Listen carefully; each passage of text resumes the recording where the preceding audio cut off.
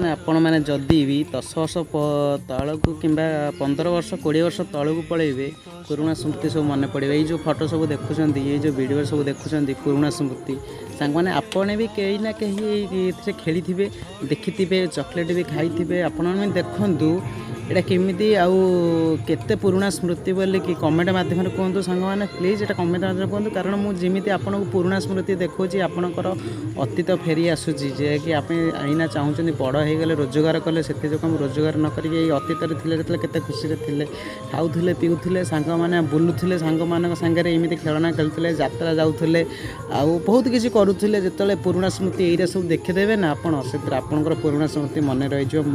ମାନେ ମନରେ ତୁମ ଲୋହ ଅଟୋମେଟିକ୍ ପଳେଇ ଆସିବ। କାରଣ ପୁରୁଣା ସ୍ମୃତିକି ଏଇରା ଆପଣ ବିତି ଯାଇଛି, ଏରା କେବେ ଫେରିବନି। ଆପଣ ଆଗକୁ ଆସିବ କିନ୍ତୁ ଏରା କେବେ ଆସିବନି ସାଙ୍ଗମାନେ।